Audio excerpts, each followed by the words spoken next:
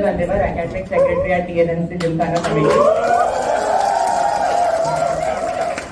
Let me begin by congratulating all of you for your exceptional performance in NEET PG.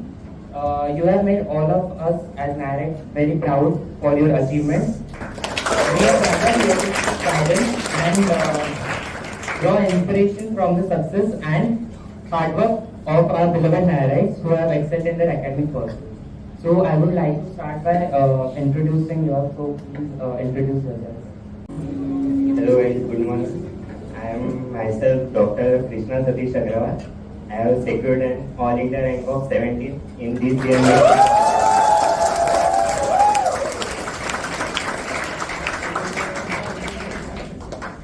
I am Milan Poptani and I got rank of 1862. I am Dr. Jayati. I have secured an All India rank of 34. My name is Kapil Sukre. All India rank 203. Hello, my name is Akshay Jain. I have secured a rank of 189. Hello, I am Shiva Kati. I got a rank of 1348. Hello, I am Dr. Aishwarya Dave. I got rank of 1513.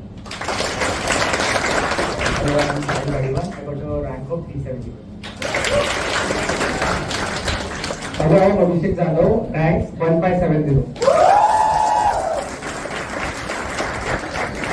Hi, my name is Vivek Sade and I got the rank of 938. Hi, I am Dr. Sharmila Kole and I have secured a rank of 1143. I'm Natasha Sardana. Let's begin. How was NEET PG 2024? What was the level of difficulty? There were many image-based questions. So was there any difference in your approach? ऐसे approach तो different तो कुछ नहीं है, जैसे syllabus तो same ही रहता है. जो आप ऑल द इयर्स पढ़ते आते हो वो आपको आते आता है. बस ठीक है, मतलब पैटर्न तो बिल्कुल अलग था. मतलब पिछले हम PYQ वगैरह भी सॉल्व करते, बट ये जैसा है पेपर था, मतलब डिफिकल्टी लेवल तो अच्छा था. मतलब पूरा क्लिनिकल था. मतलब 60 to 70% इमेज बेस्ड क्वेश्चन थे. और इमेज बेस्ड भी ऐसे एनिमेटेड वाले नहीं थे जो अपन सर्जिकल इमेज देखते हैं क्लियरली, जो अपने स्टैंडर्ड टेक्स्ट बुक में रहते हैं. जैसे आप SRP वगैरह देखोगे तो उसमें जैसे इमेजेस वगैरह रहते हैं, फॉर एग्जांपल सर्जरी के, वैसे ही उन्होंने डाला था. तो मतलब एज अ क्लिनिकल ही था पूरा पेपर. ऐसा फैक्ट बेस्ड एकदम ही थे. मतलब 10 to 20% सिंगल लाइनर या फैक्ट बेस्ड हो गए, बट मेनली क्लिनिकल था. तो अप्रोच तो सिलेबस तो सेम ही रहेगा. आपको बस आपके कंसेप्ट क्लियर रखने हैं, आपको MCQ सॉल्विंग स्किल लानी है. क्योंकि कैसा अभी पैटर्न चेंज हो गया है. जैसे पहले 3 to 4 years पहले 1 to line क्वेश्चंस आते थे, अब भी लेंथी क्वेश्चंस आएंगे. So you have to pick the keywords from the question and relate it with the image, and you have to develop the skill of the ruling of the options. So you will get the speed to do that. And for approach is nothing is the same. Do seriously, do hard work, थोड़े concept clear रखो और बस consistency रखो. बस consistency matter करती है. जो भी आखिरी दिन तक कंसिस्टेंट रहेगा उसका पक्का रैंक आने वाला. तो consistency is the main. So you have to be the consistent to crack this. I was in shift 1, तो उसका difficulty level around moderate था, then towards hard side also. And मेरे 162 I got correct and 14 I got skip questions were there, 14 skip. So I'm saying it hard because time limitation was factor जिसकी वजह से मेरे वो skip हो गए, तो इसलिए वो हार्ड गया. But questions were more clinical and like lengthy questions like USMLE type, because 2 to 3 years पहले वन लाइनर्स लाइक जैसे हम रट्टा मार के और वो सब आ जाए वैसे क्वेश्चंस आते थे. बस इस बार लाइक पूरा क्लिनिकल था, इमेज बेस. मतलब सोचने तक टाइम नहीं, मेरा बोल रहा हूँ, सोचने का टाइम नहीं मिला था और स्किप हो गए क्वेश्चंस. तो मतलब ऐसे मॉडरेट टू हार्ड था. So I was from section 2.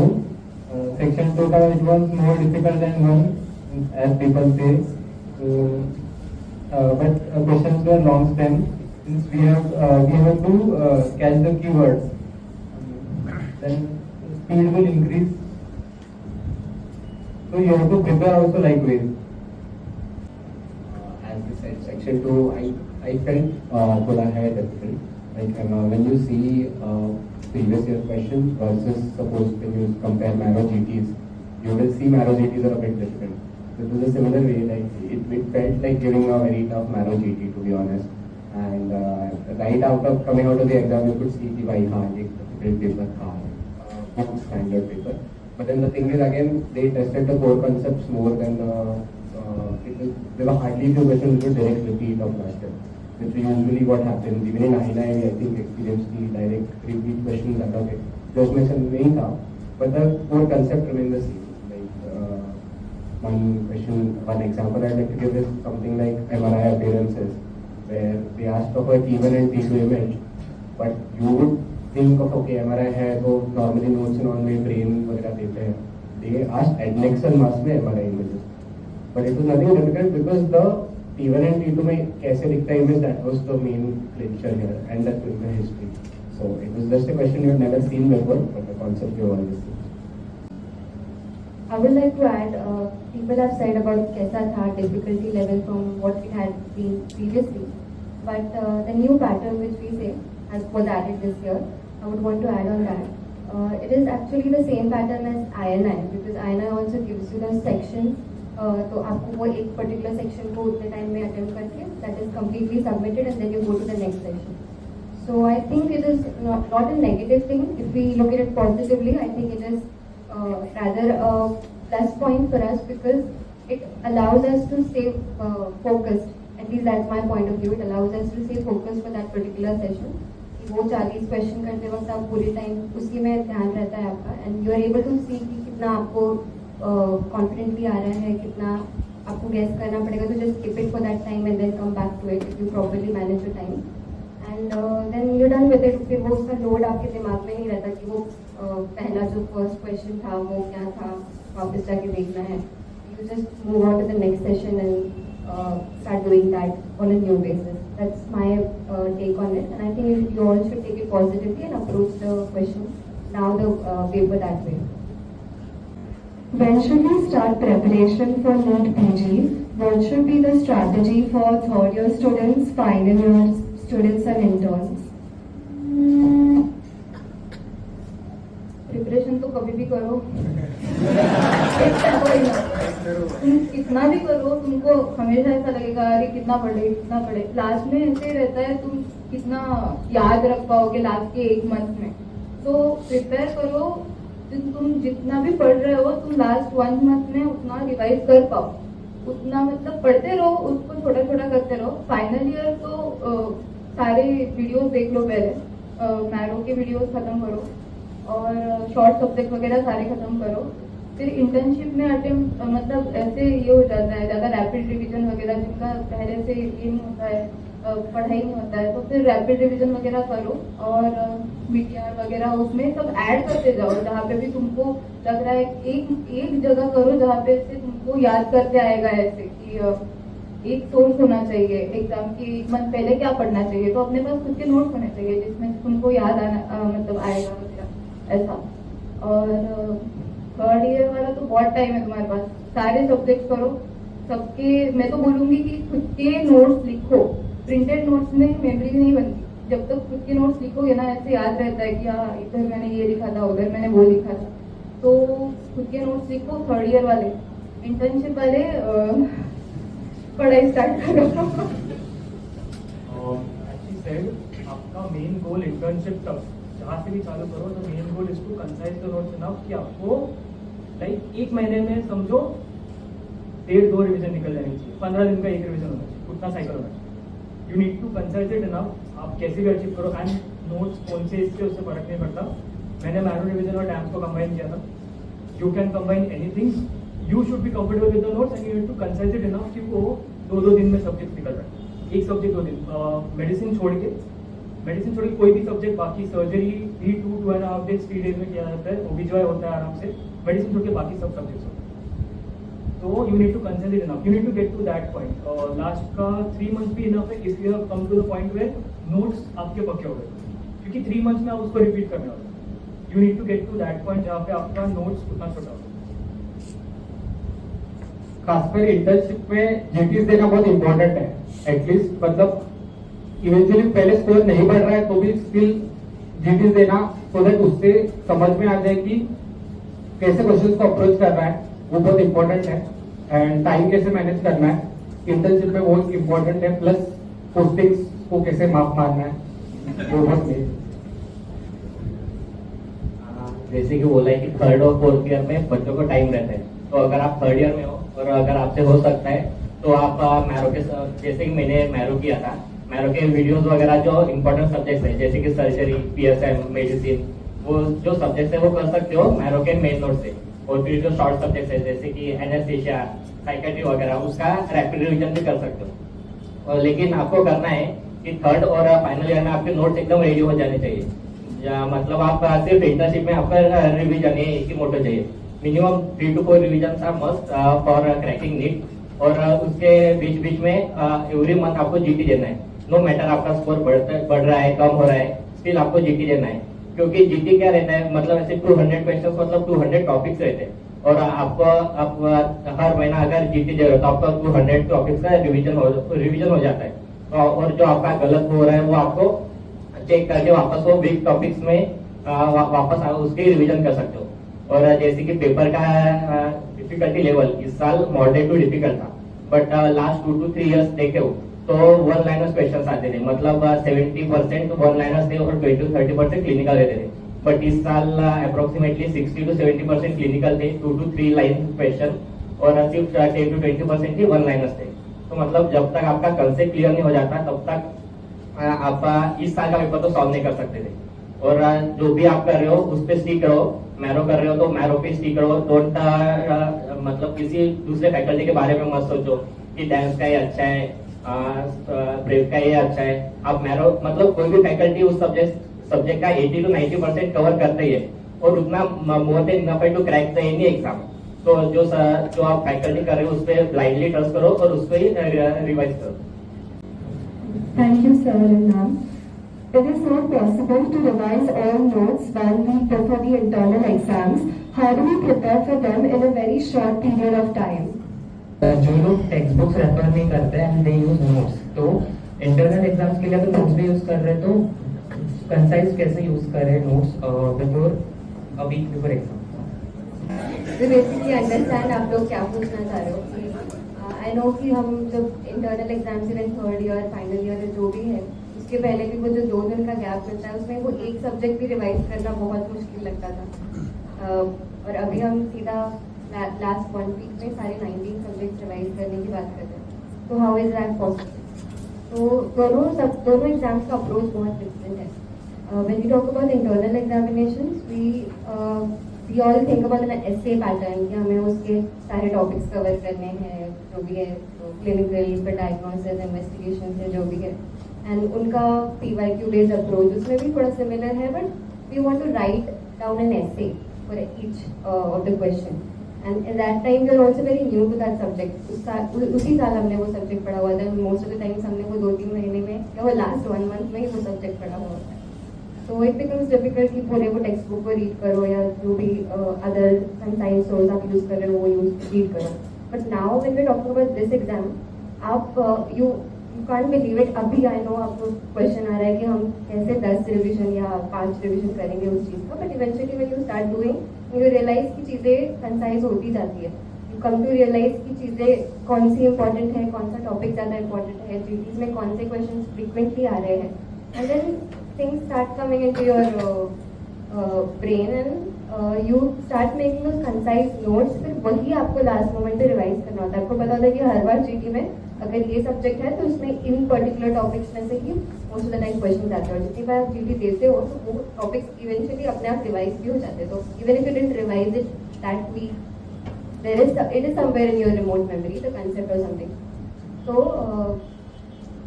it is a process. Don't think कि अभी आप जो टेक्स्ट बुक लेके बैठे हो वही आप लास्ट वीक में सारे टेक्स्ट बुक्स और वो जो भी पुरानी बुक्स थी वही आप लेके बैठोगे. Eventually you will get कि आपके सारे नोट्स ना at the end will get concise. It will be different for all of you. किसी का अलग रहेगा, किसी का नोट्स 5 पेजेस में होगा, किसी का कुछ पिक्चर्स होंगे बस वो क्विकली उसी में देख लेगा, या किसी के क्वेश्चन बैंक के बुक मार्क्स होंगे, and it will be customized for each one of you. So you don't have to compare किसका किस तरह से कंसाइज होने वाला है। How do we prepare for final year university exams along with NEET PG? Are notes enough or should we also read standard books for it? Final year का आप weightage देखो ना, तो नीट में सबसे ज्यादा है। मतलब आप सर्जरी ओबीजीवाई पकड़ लो, फाइनल ईयर की 2 सब्जेक्ट आपको 200 में से minimum 45 questions through surgery and OBGY के, मतलब टॉप 2 फेवरेट्स आप बोलोगे एग्जामिनर्स के तो सर्जरी एंड ओबीजीवाई। तो आप इतना मतलब यूटी के लिए भी प्लस आप इतना उसको फिक्स कर लो। मैं बोला भी हूँ, बात किया, जिससे भी सर्जरी हो भी आप इतना अच्छा करके रख लो फाइनल ईयर में कि आपको कोई यूटी में भी प्रॉब्लम नहीं जाएगी। और जब आप इंटर्नशिप में आओगे ना, वो इतने मेजर सब्जेक्ट है कि वो तुम्हारा मेजर टाइम खा सकते हैं अगर तुमने उसको अच्छे से नहीं किया तो आप उनको इतना बेस्ट कर दो कि रिविजन ही उसको मिनिमल करनी पड़ेगी इंटर्नशिप में। क्योंकि जैसे फर्स्ट ईयर सेकेंड ईयर के सब्जेक्ट्स अपन पहले पढ़े वाले रहते हैं, उनको टाइम नहीं मिलता, तो आप मेजर टाइम उनको दे सकते हो इंटर्नशिप में। और फाइनल ईयर यूटी की बात की है तो I think majorly practical is more important then theory in final year pro. तो आप मैरो या डैम्स कोई भी अगर आप सोर्स यूज कर रहोगे तो उसको आपको लिखते आ जाएगा थ्योरी पेपर, कोई प्रॉब्लम नहीं होगी। तो आपको जो कंफर्टेबल है आप नोट से करना चाहते हो, तो मेरा तो सजेशन है कि आप पहले जो आप नोट्स यूज कर रहे हो उसको परफेक्ट करो। फिर आइदर आप एग्जाम के पहले अगर आपको 1-2 मंथ्स मिल रहा है तो जो IMP शीट्स लेता है तो उससे आप एक बार टेक्स्ट बुक में जस्ट ओवर रीड कर लो, इमेजेस देख लो, क्योंकि कहीं ना कहीं वो काम आते। और जैसा ही पेपर निकला था ना तो वो आपको जरूर काम आएगा। जो इमेजेस वगैरह आप देखते हो थ्रू टेक्स्ट बुक्स वगैरह वो आपको काम आएगा। तो फाइनल ईयर प्रो मेनली तो प्रैक्टिकल बेस्ड है, मतलब आपको मेडिसिन में ऐसे केसेस वगैरह लेने हैं, उसको प्रैक्टिस करना है। और अपने इधर तो मेडिसिन पता है आपको कैसा होता है, तो मेडिसिन तो आपको परफेक्ट करना है केसेस वगैरह। बट थ्योरी का इतना टेंशन मत लो, आप जब रूटीन नोट्स भी यूज करोगे तो आप निकाल लोगे थ्योरी, तो उसका ये नहीं। और प्लीज सर्जरी ओबीजीवाई जैसे सब्जेक्ट उनको बेस्ट करते हो। जो टेक्स्ट बुक क्वेश्चन पूछा, तो जब मैं फाइनल ईयर में था और मुझे पता था मुझे मैरो यूज करना है नीट के लिए, तो what I used to do कि मतलब कोई टॉपिक अगर मैंने मैरो से वीडियो देख लिया है या वो टॉपिक अगर पढ़ लिया तो वो सेम, अगर सपोज सर्जरी का कुछ है तो वो सेम टॉपिक मैं SRP से पढ़ लेता था। एंड जो टॉपिक है SRP का जो एक्स्ट्रा इन्फॉर्मेशन मुझे मिल रहा है वो मैं मैरो के नोट्स में ऐड कर देता था। वो नोट्स लास्ट तक बन गया और फाइनल ईयर का यूटी का एग्जाम था, मैंने वही नोट्स पढ़ा। SRP का बाद में पढ़ने का जरूरत था, मतलब एक बार SRP पढ़ लिया इनफ है, क्योंकि जो एक्स्ट्रा इन्फॉर्मेशन मैरो में नहीं दिया है, मैरो में जैसे उन्होंने IMPs दिया है, जिससे यूटी मतलब हो सकता है नहीं भी हो सकता है, तो कुछ ऐसा एक्स्ट्रा एडेड इन्फॉर्मेशन जो है वो मैंने ऐड कर दिया था। एंड देन बाद में यूटी के लिए जस्ट वो मैरो के नोट्स वगैरह, मतलब इसमें क्या होगा जो फाइनल ईयर में अभी वो फाइनल ईयर की सब्जेक्ट पे ही फोकस करो। एटलीस्ट टेक्स्ट बुक्स हो जाए पढ़ के, एटलीस्ट बॉलीवुड का एक reading and SRP and Datta का तो ठीक है, नहीं भी पढ़ा, मैंने नहीं पढ़ा था दत्ता, मेरा ऑप्स गाइनिंग फॉर यूटी मैंने मैरो का नोट से ही क्लियर किया था, क्योंकि उसमें इन्फॉर्मेशन जितना है वो सफिशिएंट था। LAQs SAQs उसमें से हो जाता, but surgery, medicine and even peels वो टेक्स्ट बुक पढ़ के मैंने एक्स्ट्रा इन्फॉर्मेशन जो था वो ऐड कर दिया था मैरो में। लास्ट में मैं वही पढ़ता था, क्योंकि अल्टीमेटली नीट के लिए हमको वही मैरो नोट्स पढ़ना है, बाद में हम फिर से टेक्स्ट बुक्स नहीं खोलने वाले, तो उनको कैसे इतनी बड़ी टेक्स्ट बुक से एक छोटे इसमें हो जाए। यही सेम प्रोसेस आगे फॉलो होगी लास्ट डे तक जो भी होगा। ये जो मैरो नोट्स है उसका और एक छोटा वर्जन बनेगा, और ऐसा करते करते लास्ट में जस्ट नीट के एग्जाम का जो 1 मंथ पहले आता है, लास्ट जस्ट 50 पेज का एक सब्जेक्ट का बन जाएगा। एंड वही बस बार बार पढ़ना, कम पढ़ो बट बार बार पढ़ो, हो जाता है। मेरा भी वही था। मेरा क्या था कि एक subject I used to means do from only one professor and not change apps in that. तो मैंने अलग अलग ऐप से अलग अलग बस वो सर्जरी मैनुअल से किया, फिर मेडिसिन लाइक प्रेप लैडर से। तो अलग अलग सब्जेक्ट के लिए वो कोई भी प्रोफेसर से करो उससे फर्क नहीं पड़ेगा, they teach nearly the same. And उसके बाद the questions from the IMP sheet which were not covered in my notes, I used to add them from the textbook. Other than that तो मैंने कोई टेक्स्ट बुक नहीं पढ़ा। और वही है कि अगर हैंड रिटन नोट करोगे तो it forms a better pictographic memory. मेरा तो पूरा वही गेम था नियरली, मैंने मतलब I can not even count कितने बार सेम नोट्स पढ़ लिए थे, क्योंकि same for university, same for NEET, same for INI, सब सेम ही था। और उतना तो मतलब कितना भी LAQ का SAQ का LAQ भी कर सकते हैं, कितना भी लिख सकते हैं, लिखने में तो क्या है। एक ऐसा है क्वेश्चन कि थर्ड ईयर में सारे 19 सब्जेक्ट्स के अपने वीडियोस देख के नोट्स बनाने के लिए बोलते हैं, बट देन वन वीक है जैसे टीचर्स बोलते हैं डांस में एंड ओवरऑल। तो अगर नोट्स तो बन रहे हैं, फाइनल ईयर में अगर सब्जेक्ट के वीडियोस वापस देखने ही पड़ रहे क्योंकि याद नहीं आता है, तो फायदा है क्या इस चीज का कि नहीं बनते नोट्स सबके। तो इनकी अगर कोई बंदा फाइनल ईयर में शुरू करता है एंड उसको वीडियो वापस देखने पड़ रहे हैं, तो थर्ड ईयर के सब्जेक्ट थर्ड ईयर में फोकस करके leave them only final year subject for the final year. तो ये काम करता है कभी कि उसके बारे में मैं बताऊंगा। मैंने फाइनल ईयर का मेडिसिन फाइनल ईयर की दिवाली वैकेशन होती है तब जाके मैंने फाइनल ईयर की मेडिसिन की वीडियोस देखी। तो ऐसा कुछ नहीं होता है कि मतलब थर्ड में सब कुछ कर लिया और फाइनल मतलब थर्ड में करो एक्स्ट्रा, मतलब थर्ड का करो पर एकदम बेस्ट करो कि बाद में उसे देखने का जरूरत नहीं पड़े। और अगर एक्स्ट्रा टाइम मिलता है तो तुम फाइनल ईयर के कुछ मतलब मेडिसिन जो भी ऐसे बड़े सब्जेक्ट से वो ले लो, बट एटलीस्ट तुम थर्ड में हो तो थर्ड का अच्छा से करो एंड देन टाइम मिलता है तो एक्स्ट्रा सब्जेक्ट्स ले लो, जैसे आगे जाके वही नेक्स्ट ईयर में बर्डन कम हो जाएगा। ठीक है, आगे अगर नहीं हो पा रहा है सपोज थर्ड में सिर्फ थर्ड का ही हुआ तो फाइनल ईयर में ठीक है हो जाएगा, ऐसा नहीं है कि नहीं होगा, हो जाएगा, बस थोड़ा स्ट्रेस आएगा, थोड़ा ज्यादा मेहनत करना पड़ेगा और कुछ। I am completely, sorry, but I am completely opposed to the fact कि third year में सारे subjects होने चाहिए। I mean, I don't fathom this concept at all. Because I feel कि यार one year continuous dedication से 365 days अगर पढ़ने वाले हो तो ठीक है, fair, well and love to it. But उसमें we will go home, we will look at events, we will do time pass, we will go out, वो सब होने ही वाला है। तो थर्ड ईयर में doing all of final में क्या घर बैठ के टाइम पास करेंगे? सारे सब्जेक्ट में एटलीस्ट नोट्स वगैरह बन जाए ऐसा नहीं, but then it doesn't make sense. So I think third year will stick to third year. See, what is better than what you can do is you can take one major subject of final year maybe, or a few short subjects of final year, ortho, radio and anesthesia and event. Those you can finish up in third year because third year में I think तुम लोग को time है, सिर्फ FM और some batch and then. But it is still with the three subjects ENT of the PSM also you can add a few of the subjects, but doing all of them doesn't make sense. So don't run behind कि भाई मेरा ये नहीं हुआ, I have to finish this. It doesn't make sense. You get a lot of time in final year for final year subjects. You can just do one or two major subjects or 3-4 short subjects in third year. If you even want to do anything more than third year का subject अगर करना ही है और time है तुम्हारे पास, तो one thing you can do is first year का कोई subject के notes बना लो, especially biochemistry या physiology वो कर लो. I think I did that in second year when I had time. I went back to revise my biochemistry, physiology and even I think anatomy. So the thing is वो आगे जाके final year के जब final year में मैं गई तो that helped me in pediatrics because biochemistry revise था तो वो fresh था मेरे दिमाग में. Even बाद में internship में भी फिर it was easy. ऐसे नहीं हुआ कि अचानक internship में जाके फिर मैंने biochemistry खोली तो पूरा first year का सब भूल गया था. वैसे नहीं होता है. If you have time you can do this, but not necessary to do medicine and OBGY when you're in third year, except if आपका जो पोस्टिंग का चल रहा है तो पोस्टिंग में जो केसेस देख रहे हो उतना स्पेसिफिक पढ़ लो ताकि you have an idea of the subjects. Thank you, ma'am and sir. Some subjects are better in dance and some are better in marrow prep.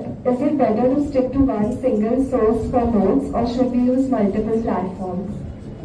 Like I said कि एक टीचर से एक सब्जेक्ट कर लो, be it any platform, that doesn't matter. They teach me the same, बस एक से एक ही करो. फिर ऐसा नहीं होना चाहिए कि इसके नोट्स बनाए फिर उसको मुंह कर लिखा था फिर इधर इसमें ये, तो फिर that will intermingle. तो एक इससे बस एक करो, बाकी एक प्लेटफॉर्म से भी कर ही सकते हैं सब, that doesn't matter. सेम ही तो है सब.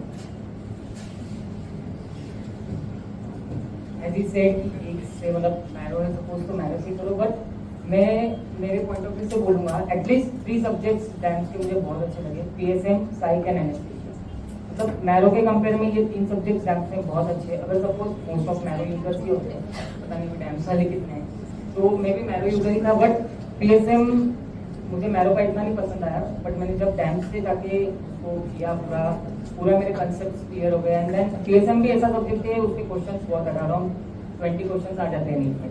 सो डैम्स के पीएसएम साइक एंड एनेस्थीसिया में तो डेफिनेटली गारंटी दूंगा कि तुम वहीं से, और बाकी चाहिए तो मैरो भी जो भी है तुम्हारा सोच, बट डैम्स में ये 3 सब्जेक्ट मुझे बहुत एज फार एज को लाइक एलआरआर देख लो स्टेट का, उसमें अभी प्रीति शर्मा है, हर एक जगह पे एक बहुत मस्त फैकल्टी है। डैम्स का पीएसएम एक्चुअली बहुत अच्छा है, लाइक वो जो भी सर मुझे नहीं पता बट वो बहुत अच्छा है। तो वो अच्छा है। लाइक मैरो मेडिसिन बहुत लेंदी है अननेसेसरीली, उसमें डैम्स स्विच आउट कर लिया, but most things dams actually अच्छा कवर करते हैं। Apart from medicine actually sorry dams most चीज़ें अच्छा कवर कर लेता है, बट वो आपके ऊपर है। आपको एंड में बस एक चीज पे चिपकना है, वो आप ढूंढो कैसे, वो आप एलआरआर पढ़ो, आप मैरो रिविजन पढ़ो, या फिर आप डैम्स करो। You need to just like find जहाँ पे आप कंफर्टेबल हो, एंड वो चीज को आपको याद रखना है कि आपको उतने बार रिपीट करना है। लाइक नॉट भी कि आपका उसमें वो नोट्स में सब कुछ 100% है, बट वो नोट्स करने को आपको 100 दिन लग रहा है। There is no point of that note. उससे अच्छा 80% नोट्स चलेगा, और लाइक जो चीज 2 दिन में 4 दिन में करोगे। मैंने क्या किया था कि जो मैरो था उसका रैपिड रिवीजन करके एक रहता है शॉर्ट वर्जन, वो सब मैरो का रैपिड रिवीजन का शॉर्ट वर्जन निकाल लिया, और फिर जो फर्स्ट रीडिंग था वो मेन नोट से किया। तो मेन नोट से मुझे और रैपिड रिवीजन बाजू में रख के वो भी पढ़ लिया। तो जो रैपिड रिवीजन में नहीं है और जो मेन नोट्स में वो रैपिड रिवीजन में ऐड कर दिया। तो वैसे जो मेन नोट्स था 400-500 पेजेस का, वो रैपिड रिवीजन में बन गया 150 पेजेस का। तो अगर मैं सेकंड रीडिंग कर रहा हूँ तो मुझे सिर्फ 150 पेजेस पढ़ने, और मुझे पता है कि सब किसमें है करके। सब नहीं होगा फिर भी 70-80% उसमें रहेगा, और वो क्रिस्प होगा। बिकॉज एट द एंड आपका टारगेट क्या चाहिए कि अगर मैं फर्स्ट रीडिंग 4 या 5 महीने में कंप्लीट कर रहा हूँ, तो सेकंड रीडिंग मुझे 2 या 3 महीने मतलब 50% टाइम में कंप्लीट करना है। और एट द लास्ट मंथ में आपको 2 रीडिंग करने हैं, उसमें 20 डेज में फर्स्ट रीडिंग और लास्ट 10 डेज में एक रीडिंग। और जो आप जो सब प्रिपेयर कर रहे हो वो सिर्फ लास्ट के 10 डेज के रिवीजन के लिए कर रहे हो। मतलब अगर आपका जो भी लास्ट 10 डेज में पढ़ना नहीं हो रहा वो आप पढ़ो मत, मतलब बिकॉज जो लास्ट के 10 डेज की मेमोरी वो फ्रेश मेमोरी रहती है, और उसमें से 70-80% वो लास्ट के 10 डेज में आता है। तो स्टार्ट कंसाइजिंग योर नोट्स। ऐसा नहीं कि मतलब कंसेप्ट क्लियर करो, बट अपने नोट्स क्रिस्प और कंसाइज रखो, और उसके साथ एमसीक्यू तो सॉल्व करने ही है। Are DAMS notes sufficient, or do you find your content to be limited towards the end of your preparation and internship? So yeah, at the end of the day, again it comes back to that only कि तुम कोई भी source use करो, it really doesn't matter. Like I am a Maro user, but like मैंने 1-2 subjects किए हैं DAMS से, like I have done PSM, but at the end of the day, it's like again कहीं से भी करो, it really doesn't matter. And I can tell you कि मेरे जो friends थे who had cleared it in the first attempt, many of them were DAMS users. Like they never told me कि कुछ content कम पड़ रहा है, या you know we have to refer to some other source for it. Everything gets covered at the end of the day when you solve MCQs also. You know, because it's not just about the reading, it's about applying, which is more important. तुम पढ़ने को कितना भी रट सकते हो, but now that is not the scheme that the examiners are following. You have to apply concepts, and उसके लिए it's very important that you understand what you are reading. फिर वो source कोई भी हो. So I don't think that it really matters. You can, if you are a DAMS user now, listening to all of us, don't switch to like Maro or something like that. ऐसा कुछ नहीं है. You can use DAMS also very well, and you can still clear it. Main is solving MCQs as far as I feel. MCQs and GTs. That's all. अभी कोई source अपन ने use किया है medicine या सर्जरी किसके लिए, तो and then आपका एक फ्रेंड बोलता है कि यार मेरे को ये सोर्स अच्छा लग रहा है, एंड देन बीच में से अगर सोर्स स्विच करना है without watching the videos, if we go to notes directly, is it beneficial? Because काफी चीजें तो फैक्चुअली है, एंड जो कंसेप्चुअल है वो शायद वीडियो जो ओरिजिनल प्लेटफॉर्म पे थे उसके देख के अगर वो कोई दूसरे प्लेटफॉर्म के नोट्स पे शिफ्ट होते हैं directly, so is it good option? So it depends. अभी मैंने कभी कोई वीडियोस नहीं देखा, मैंने 4th ईयर तक खाली टेक्स्ट बुक पढ़ा, मैंने इंटर्नशिप तक भी कुछ नहीं किया। मैं बाद में डायरेक्टली नोट कर रहा क्योंकि मेरे कॉन्सेप्ट क्लियर थे। इट डिपेंड्स कि आपके कॉन्सेप्ट कितने क्लियर है। अगर आपके थर्ड ईयर के कॉन्सेप्ट क्लियर है, आप कोई भी थर्ड ईयर का सब्जेक्ट उठाओ, it is the same thing. Notes में कुछ और नहीं लिखा है, उन्होंने वही चीज लिखा है, PYQs रिलेटेड ही लिखा है, बार बार वही लिखा है। इट्स अबाउट कि आपके कॉन्सेप्ट कितने क्लियर है, आप कितने बार स्विच करो। मे बी एक दो चीज प्रीति शर्मा ने कुछ एक्स्ट्रा बोल दी होगी, बट उसके अलावा कुछ नहीं चल रहा। It's the same thing. So आपके कॉन्सेप्ट क्लियर है, आप कितने भी नोट स्विच कर सकते हो, बट दैट्स द पॉइंट। मैंने बहुत एंड तक डिसाइड नहीं करा मुझे कहाँ से पढ़ना है। मैंने एंड के 3 महीने पहले तक मैंने एकदम फिर फॉर्म किया कि ओके अच्छा मैं इधर से ही पढ़ूंगा, अभी कुछ भी हो जाए। बट आप स्विच करोगे, इट क्लियरली डिपेंड्स। लाइक आपको वो नोट्स नहीं जम रहा है तो स्विच करो, जम रहा है तो there is no sense of switching out कुछ भी। एंड वीडियोस का ऐसा कुछ अगर आपके कॉन्सेप्ट क्लियर है तो वीडियोस से क्या कुछ लेना देना नहीं है, personal opinion. So this question was particularly for medicine. तो क्वेश्चन में ऐसा लिखा है कि बंदे ने मेडिसिन बैंक से किया है, बट देन उसका क्वेश्चन बैंक सॉल्व नहीं हो पा रहा है, क्योंकि अगर वो किसी और प्लेटफॉर्म का क्वेश्चन बैंक यूज करे जैसे मैरो, तो क्वेश्चन उसके अटक रहे डैम्स के नोट्स यूज करके। तो वो अगर डायरेक्टली डैम्स मैरो के नोट्स यूज करता है वैसे मैंने डैम से मेडिसिन किया है, मतलब नोट्स एटलीस्ट ऐसा मुझे प्रॉब्लम नहीं आया था। मैरो वाले जानबूझ के ऑब्वियसली क्वेश्चन भी वैसे बनाते हैं, नोट्स में भी वैसे ही लिखते हैं। आपका लाइन मैच करेगा, नीट वाला वो मैरो नहीं बना रहा है, नीट तो अलग बन रहा है ना, तो इट डजंट मैटर ना। मैंने मैरो का दिया था, प्रेप का दिया था, क्वेश्चन फ्रेम में फर्क पड़ता है। देयर सिग्नेचर लाइक उन लोग जैसा फ्रेम करते हैं क्वेश्चन, फर्क पड़ता है। आप डॉक्टर ट्यूटोरियल्स का टेस्ट देके देखो, बहुत अलग लगेगा आपको, जीटी अलग ही लगने लग जाएगा। सब लोग मैरो का देते हैं, सबको मैरो का पता है, बट आप डॉक्टर ट्यूटोरियल्स का जीटी देखो वो और अलग लगेगा। सेरिबेलम का दोगे, सबका फ्रेमिंग अलग है। व्हाट मैटर्स इज आपको वो कॉन्सेप्ट आता है कि नहीं। डैम से बहुत कुछ दिया क्योंकि मैंने मैरो जीटी सॉल्व किया, उससे मैंने ये बाकी जीटीज भी सॉल्व किए। वो I don't think it matters enough कि आप कहाँ से पढ़ते हो मेडिसिन ये सब, लाइक क्योंकि सब जगह का क्वेश्चन फ्रेमिंग अलग है। मैरो वाले ऑब्वियसली उनके क्वेश्चन पैटर्न्स और उनके स्टेटमेंट्स मैच करते हैं। जैसे आप PYQs पढ़ोगे और PYQs मतलब लाइन बाय लाइन करोगे और PYQs करोगे, आपको PYQs आने वाले। So it doesn't matter, ऐसा कुछ चीज नहीं है। I actually feel कि अगर आप नोट्स कहीं से कर रहे हो and you are doing Q banks from some other source, that actually might work in the favor of you, because then you're getting like दो तरफ से ये ना exposure towards it, and it always happens कि images अलग अलग हो सकते हैं।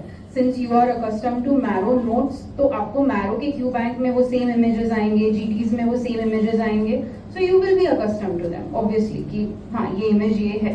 And this year like someone asked right कि image based था ज़्यादा paper, so none of the images were like कि हाँ हमारे Marrow के notes में से उठा के डाले हुए हैं, ऐसा तो कभी नहीं होता। So if you are doing from some other source notes and Q banks from other source, that might work in your favor, since you are getting exposed to more images, more kind of question framing. So GTs तो तुम अलग अलग platform से अगर दे सकते हो तो go for it, like there is no harm in that. Dams का अभी क्वेश्चन ऐसा था कि डैम्स के वीडियोस देख रहे हैं एंड मैरो के क्वेश्चन बैंक सॉल्व नहीं हो रहा है।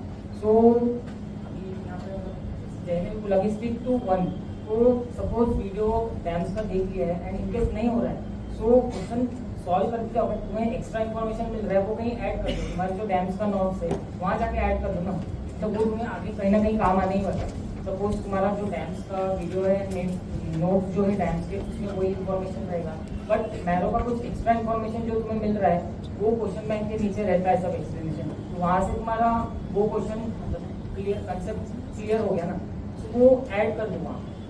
और लास्ट में मतलब वो काम आएगा पूरा। लास्ट मतलब मैं तो ये बोलूँगा लास्ट में सिर्फ एक ऐसा बुक होना चाहिए जिसमें सब कुछ कंपाइल हो, डैम्स हो मैरो हो कुछ भी हो, तुम कोई भी क्वेश्चन अगर सॉल्व कर रहे हो ना, अगर सपोज आज तक वो कंसेप्ट कहीं देखा नहीं है तुमने, कहीं पढ़ा नहीं है, वो तो डेफिनेटली तुम आगे 4 दिन में कुछ नया पढ़ोगे वो भूल जाओगे।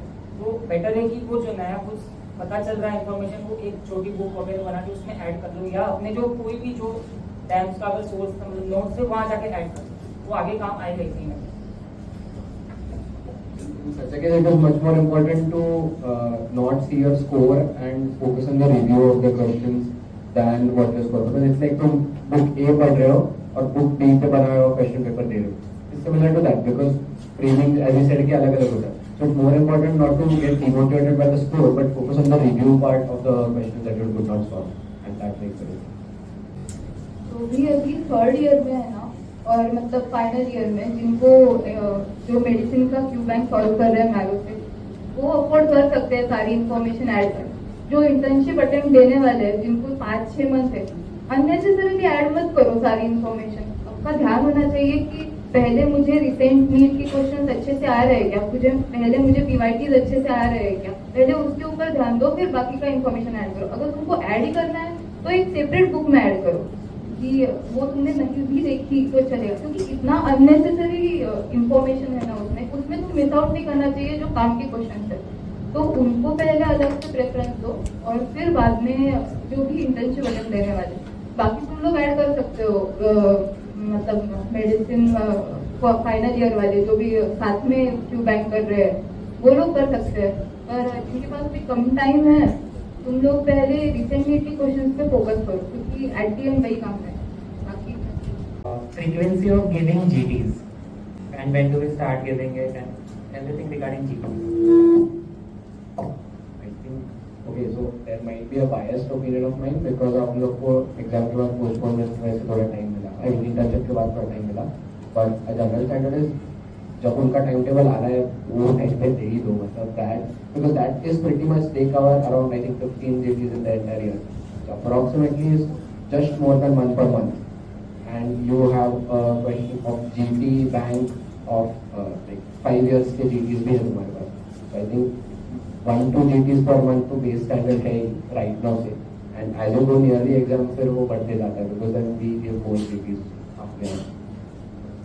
ये मतलब सही भी है कि जैसे अपन इंटर्नशिप में जाते हैं तो सब पढ़ा हुआ नहीं रहता है, अपन जब फाइनल ईयर करके आते हैं तो आप डरते हो GTs देने, मतलब हमारे साथ भी होता था, हम भी मतलब मेरी भी 1-2 लाइव GT छूटी है जो मैंने बाद में दी है। मेरा बोलना ही है कि जो मैंने गलती की वो आप मत करो, मतलब ठीक है वो हो गया है कवर, लेकिन जो अपन अवॉइड करते हैं GTs देना, बट मुझे बाद में समझा कि GTs is the most important thing in your preparation. भले ही आपको नहीं आ रहे हो, मतलब जैसे हमने भी स्टार्ट किया था बोलते थे 110 के आसपास आते थे हमारे स्कोर, तो आप स्कोर मत देखिए पहले, आपको इन द लॉन्ग टर्म आप पहले स्किल डेवलप करिए कि आप, क्योंकि नीट यूजी अपन देते हैं तो 5 to 6 years हो गए, अपने को आदत नहीं रहता है, अपने को स्किल डेवलप करना है 3.5 hours फुल कॉन्सेंट्रेशन में बैठने के लिए, that's the most important thing. मतलब पहला आपको वो डेवलप करना है, आप जब वो कॉन्सेंट्रेशन डेवलप करोगे ना तो आगे आपको हेल्प होगा, जब आप पढ़े हुए रहोगे ना तो आपको चीज हेल्प करेगी, आप कितना ही पढ़ लो बट आपका अगर वो स्किल डेवलप नहीं हुआ तो आप नहीं कर सकते हो, आप कितना भी पढ़े वाले हो। और सिर्फ मैं बोलता हूँ कि नॉलेज इतना मतलब नॉलेज इंपॉर्टेंट है बट इक्वली बहुत सारी चीजें इंपॉर्टेंट रहती है ऐसी कॉम्पिटिटिव एग्जाम में, जैसे आप क्वेश्चन कैसे पढ़ते हो, आप उसमें से कीवर्ड कैसे निकालते हो, आप ऑप्शन रूल आउट कैसे करते हो, आपको समझेगा कि आगे आगे आप इतनी स्किल डेवलप होगी कि आपको एज का भी इम्पोर्टेंट समझेगा। जैसे ऑर्थो में अपन बोन ट्यूमर्स वगैरह पढ़ते हैं, तो जैसे 20 years के नीचे एविंग सार्कोमा रहता है, ऑस्टियो सार्कोमा होता है, तो आप वैसे स्किल डेवलप करोगे कि आप एज एंड सेक्स से भी आप ऑप्शंस को ढूंढ सकते हो। तो आपको वो स्किल डेवलप करने के लिए आपको जीटीज के अलावा कोई ऑप्शन नहीं, मतलब आप बोलोगे कि ये सोच से पढ़ लूँ ये सोच से पढ़ लूँ, बट जीटीज को कोई ऑप्शन नहीं, आपको जितनी जीटीज दे सकते हो तो मतलब पहले चलेगा कि 1 महीने में 1-2, बट आपका जैसे फर्स्ट ईयर होगा फ्रीक्वेंसी बढ़ाओगे, जैसे जैसे फ्रीक्वेंसी बढ़ाओगे वैसे होगा। जैसे हमारा नीट पोस्टपोन हुआ था मतलब 23 जून के बाद, तो जैसे मैं मेरा बताऊँ कि मैं पढ़ ही नहीं जा रहा था, मतलब इतना हो गया था कि पढ़ ही नहीं जा रहा, तो मैं मतलब रेगुलरली मतलब इन 15 days I have given 10 to 11 जीटीज, तो मेरा इतना कॉन्फिडेंस बूस्ट हुआ उसमें, शायद मैं अगर 23 जून को देता था तो मैं इतना अच्छा रैंक नहीं लगाता था।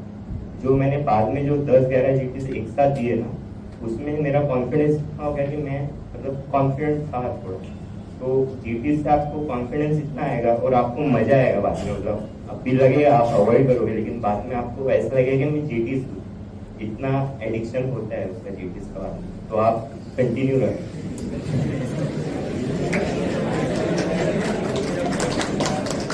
तो कुछ जीटीज में ना एक्सपेरिमेंट भी कर सकते हैं, जैसे अभी तो पैटर्न है चेंज, बट कि 3.5 की जगह पे 2.5 आवर्स में दो, 3 आवर्स में दो, तो फिर जो स्लॉट में है उसमें भी तुम जल्दी टू सॉल्व। जीटी देना है बट उसका रिव्यू भी करना है। मैंने 20 जीटीज अगर दिए तो उसमें से सिर्फ 2 जीटीज रिव्यू किए, मैं इतना आलसी था, मतलब मुझे होता ही नहीं था इतना 200 क्वेश्चन, हार्डली 50 क्वेश्चन के ऊपर छोड़ देता था, मुझे करना ही नहीं है। तो मैं तो वही से जीटी दे रहे हो, नेक्स्ट जीटी देने से पहले ये जीटी रिव्यू करके पूरे 200 क्वेश्चन मतलब हो गए रिव्यू, तो ही आगे जाना, बट कंसिस्टेंट मतलब रखना है। मैं आपको एक ट्रिक बताता हूँ, जैसे आप अवॉइड करते हो ना जीटीज देना, बट फर्स्ट डेट के बाद एक ट्राई करना होता है। मैंने जैसा किया था, जिससे रिव्यू आपका 2-3 टाइम बचे। जैसे आप 200 क्वेश्चन दे रहे हो तो आप, मैंने मैरो का जीटीज दिया था, उसमें ऑप्शन नीचे मार्क फॉर गेस्ड आंसर रहता है। तो आप, क्योंकि आप इतना जीटी देते हो ना, आप, मैं बोलता हूँ कि 200 में 70 to 80 क्वेश्चन दे देंगे जो आपको रिवाइज भी नहीं करना पड़ेगा, आप इतने परफेक्ट हो जाओगे। तो उसको आप मार्क फॉर गेस मत करो। अब जैसे मैं करता हूँ, मुझे थोड़ा भी डाउट है, कंफ्यूज है, मतलब मुझे इसके बारे में थोड़ा पढ़ना है, मैं 2 ऑप्शन में कंफ्यूज हूँ लेकिन मैं मार्क कर रहा हूँ, तो उसको मैं मार्क फॉर गेस करता था। तो आप इससे आपके 2 to 3 आवर्स आप बचा सकते हो कि वो क्वेश्चन रिव्यू मत करो जिसमें आप कॉन्फिडेंट हो। तो मेरा आखिरी तक ऐसे आता है कि मैं 200 में से मेरे अराउंड 110 गेस्ड आंसर रहते थे, और समझो 35 to 40 जितने भी रॉन्ग हुए ना, वो अराउंड गेस्ड में से ही रॉन्ग होते थे मेरे। तो मुझे पता चलता था कि कौन से मैंने तुक्का मारा है या मैंने गेस्ट किया है, उसमें से मेरा कितना प्रोबेबिलिटी निकल रहा है। तो वो बेस्ट ऑप्शन मतलब यूज करने की। कृष्णा बोल रहा है कि ही रिग्रेट्स कि उसने नहीं रिव्यू किया, टाइम पे नहीं किया था, but he is humble, that's why he is saying that way. But if I want to tell you from my mistakes, I'll tell you कि अभी भी हमारा सबका फोकस और जो क्वेश्चंस हमने सुने सारे, तो अब तक हमारा फोकस यही है कि कहाँ से करें, कौन सा सोर्स से करें, नोट्स कैसे बनाएं। But most of us forget कि ना, जितना नोट्स बनाना या सोर्सेज डिसाइड करना इम्पोर्टेंट है, उससे बहुत ज़्यादा इम्पोर्टेंट है क्वेश्चंस करना। सो आई टेल यू कि कस्टमाइज होता है, ये जो सोर्सेज है ना, वो सबके लिए बहुत कस्टमाइज होते हैं। There is a person sitting here who might have done Marrow with DVT, somebody has done DAMS with DVT, somebody has done Marrow with BTR, तो सारे इधर बैठे हैं। That means कि कोई डिफरेंस नहीं है। As long as you feel कि आपको वो सोर्स से समझ में आ रहा है, आपकी क्वेश्चन सॉल्व हो रहा है, तो that is good for you, don't have to compare कि बाकी क्या कर रहे हैं। जैसे वो क्वेश्चन था कि किसी ने बोला कि उसको सर्जरी उसने कहीं से कर लिया, and then somebody else, some friend is telling कि यहाँ का सर्जरी बेटर है। तो if you think कि आपका सर्जरी यहाँ जहाँ से आपने किया है वहाँ से आपको नहीं समझ आया है, आपको लग रहा है कि कुछ कमी है, तो ही you may try if you have time, but not necessary। अगर आपका हो गया है तो हर अच्छी चीज़ आपको करने की जरूरत नहीं है। But from the beginning you have to start practicing questions। मैं आप लोगों को बोल रही हूँ कि अगर पूरे आज की डिस्कशन से आप कुछ एक चीज़ लेके जा रहे हो तो प्रैक्टिसिंग क्वेश्चंस है। इवन इफ यू फील कि अभी मेरा पूरा नोट्स पढ़ के नहीं हुआ है तो मैं बाद में शुरू करूँगी, जब मैं शुरू करूँगा क्वेश्चन सॉल्व करना 6 मंथ बाद करूँगा, तो फिर आपका बैकलॉग ही रहेगा, डिफरेंस ही रहेगा। तो start questions, even if question bank पूरा नहीं कर रहे हो तो we have an option of custom modules करो रोज, थोड़ा 50 क्वेश्चन, स्पेशली इंटर्न बैच शुरू से स्टार्ट करो। जीटीज जैसे बोल रहे हैं कि जब भी लाइव हो रहा है तब से देना शुरू कर दो, रिव्यू करो, एंड इवेंचुअली यू फाइंड शुरू में आपको बहुत रेजिस्टेंस आएगा। क्वेश्चन करने लगोगे आपको लगेगा मैंने अभी तो पूरा नोट्स पढ़ा फिर भी अप्लाई नहीं हो रहा है। तो अगर आपने वो शुरू के रेजिस्टेंस को बीट नहीं किया ना, तो फिर यू विल बी स्टक, हमेशा फिर आगे और पढ़ते रहोगे। आई टोल्ड यू कि रिसोर्सेज जैसे कस्टमाइजेबल है, आप कुछ भी यूज कर सकते हो, बट एक चीज जो है वो सबके लिए यूनिवर्सल है कि क्वेश्चन सॉल्व करना ही है। तो इफ यू थिंक कि मैं नोट्स जो मैंने अच्छे से बना रखे हैं वो 10 बार रिवाइज कर लूंगी, and some other person has just read his notes for 5 times but has solved more questions, then that person will be definitely at an edge. Even if you revise 20 times, 100 times, it won't help. Question ऐसा था कि जीटीज की frequency क्या रहनी चाहिए। तो जो intern batch है उन्होंने अभी से मतलब जीटी देना स्टार्ट करना चाहिए बिफोर स्टार्टिंग योर रिवीजन। मतलब अभी आपने अगर पढ़ा भी नहीं हो तो एक जीटी दे दो, उससे आपको पता चलेगा आपका फेवरेट सब्जेक्ट्स, वीक सब्जेक्ट्स या फिर आपका जो स्ट्रॉन्ग सब्जेक्ट्स आपको पता चलेगा, और फिर स्टार्ट रिवाइजिंग अकॉर्डिंगली। जैसे कि डांस के डिप्टी मैम बोलते हैं कि स्टार्ट रिवाइजिंग बिलो 4 सब्जेक्ट्स, मतलब जो आपके सबसे वीक 4 सब्जेक्ट्स आए हैं वो पहले रिवाइज करो, एंड आफ्टर इनिशियल मंथ्स में अगर आपको 5 मंथ्स लग रहे हैं तो एक बार पढ़ने को अगर आपको 5 मंथ्स लग रहे हैं तो एवरी मंथली 1 जीटी दो। एंड आप एक बार आपका नो मैटर कि आपके मार्क्स का मतलब हमारे भी इनिशियली 101 थे ही करेक्ट आते थे। तो मार्क्स मत देखो और पहले monthly 1 GT low and after finishing your first reading try giving GT after 15 days, मतलब हर 15 डेज में एक GT दो। ऐसे फ्रीक्वेंसी बढ़ाते जाओ, मतलब एट द एंड आपको हर वीक में 2 GTs देने। एंड डोंट लुक कि आपका स्कोर क्या आ रहा है, मतलब एट द लास्ट GT भी जो नेशनल वाइड नीट का मैरो का GT रहता है उसमें भी शायद से मेरा 140-145 करेक्ट थे और मेरा रैंक था 6000 के अराउंड। तो आई वॉज वेरी डिसअपॉइंटेड कि अब कैसा होगा, मतलब एट द लास्ट में भी रैंक इतना नीचे आ रहा है, मतलब नहीं बढ़ रहा है, मतलब वो ट्रेंड ऐसा ऊपर नीचे जाता है, कभी 1000 तक रैंक आता है, कभी 500, कभी 6000 तक। वो रैंक पर देखो, क्वेश्चंस बस इतना ही कि आपको रिव्यू करना है, जो भी आपके गलत हुए वो ट्राई करो कि नेक्स्ट GT में आपके वो क्वेश्चंस रॉन्ग ना हो, मतलब try to minimize your wrong questions. वैसे करके आपका GT में स्कोर बढ़ जाएगा। GT का मेन पर्पस उसका स्कोर से कुछ लेना देना नहीं है, इट्स अबाउट नोइंग कि आपको वो कॉन्सेप्ट्स आ रहे हैं कि नहीं। वो बार बार GTs में भी आपको समझेगा, मैरो बार बार एक ही चीज पूछते जाएगा बाद में, ये सब्जेक्ट में एक ही चीज उठाएगा बार बार। It's about knowing that thing. मेरा लास्ट ईयर यही टाइम पे फॉर अ बेसलाइन GT मैं बहुत कंसिस्टेंटली फिर क्या किया, लाइव जब रहेगा ना मैरो का, मैं हमेशा देता, इररिस्पेक्टिव कुछ भी चल रहा है, कोई पोस्टिंग चल रहा है, कुछ भी चल रहा है, एक संडे में 3 घंटे तो रहते हैं, इतना तो आराम से मिल ही जाएगा आपको। आपका बेसलाइन पता चल गया। मेरा फॉर लाइक अप्रॉक्स जैन तक 100 भी क्रॉस नहीं हो रहा था, जैन तक मैंने ब्रेक नहीं किया था बैरियर, 100 का बैरियर 115 तक क्रॉस किया था बाय फ्रेंड्स। देन मेरा स्कोर 125, 135, 145 बहुत जल्दी बढ़ा, क्योंकि 120 से 140 या 50 तक ना बाद में वो ज्यादा फैक्चुअल क्वेश्चन होते हैं। 100-120 तक आपके कंसेप्चुअल क्वेश्चन सॉल्व होते हैं। उसके बाद आते हैं एकदम वो बायोकेमिस्ट्री के नीच डिटेल्स कि एकदम ये चीज याद है कि नहीं, क्योंकि वो उसके बाद की चीज है। सो आपको उतना तक पहुंचना है, क्योंकि 100 का बैरियर इटसेल्फ लोग क्रॉस करने में बहुत टाइम लगता है। वो क्रॉस करने को मुझे बहुत टाइम लगा था, बट उसके बाद बहुत लाइक आगे जाता है वैसा। So it's about being very consistent with the GTs। आप GTs में ये मत देखो कि क्या स्कोर आ रहा है, number of corrects would be a better measure I would say. आपका नंबर ऑफ करेक्ट्स अगर बढ़ रहा है एंड अगर टफ है तो रिलेटिवली स्टेबल रह रहा है, मतलब in a tough GT I am still scoring 150s, then that is a good thing, क्योंकि टफ GT में आपका स्कोर थोड़ा कम हो जाना चाहिए करेक्ट्स का। So it's about keeping those corrects का ये बेटर, लाइक स्कोर वेरी करेगा वैसा। सर BPR लास्ट रिवीजन के लिए कैसा है, लाइक वो लास्ट रिवीजन के लिए सोच रखना चाहिए क्या, लाइक लास्ट में जो लास्ट 3 मंथ्स बचे और हम लोग नया ऐसे BPR चालू करें, is that okay? One, I'll answer this question first. तो इमेज बेस्ड बोला भाई, DVT का नाम ही डांस विजुअल ट्रीट है, तो वो पूरा विजुअल ही है।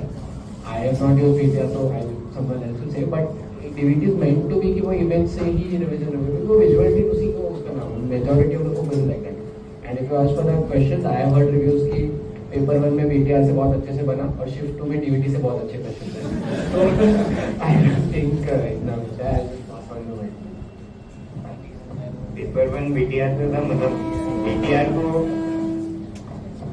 BTR का मुझे एक भी पेज पता नहीं है जो मैंने देखा हो। तो मतलब मैंने वो बोलते थे, बट क्या करूँ, मतलब मैं मैरो से था, मैंने तो रिवीजन भी मैरो के मेन नोट से की, मतलब जो मैंने 3rd फाइनल ईयर में पढ़े थे। मैंने BTR का एक पेज भी पलट के नहीं देखा है।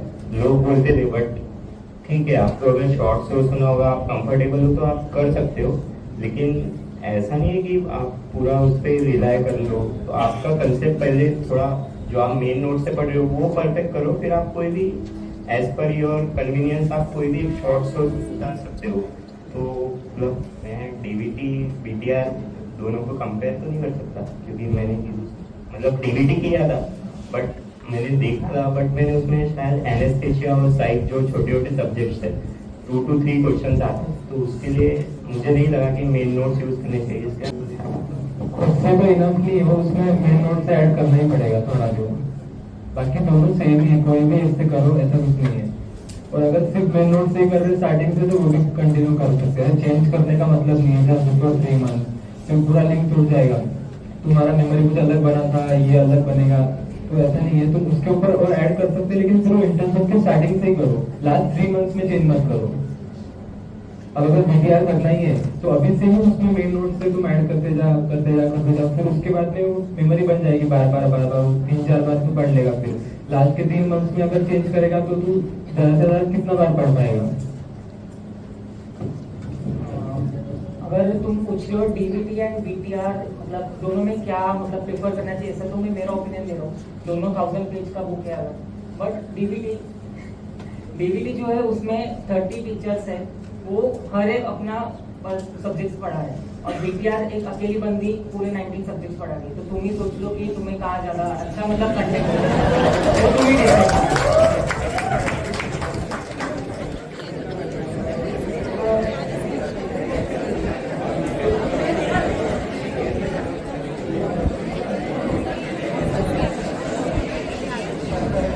तो मैंने डीवीटी नहीं किया है, मैंने बीटीआर यूज किया है, बट इट्स नॉट लाइक मेरा वो मेन सोर्स था। मैंने पहले पूरा अपना जो पुराने सोर्सेज थे वो रिवाइज किए हैं, कहीं कहीं से मैंने रैपिड रिविजन मैरो से किया, तो मेरा main source was Marrow and I added BTR में।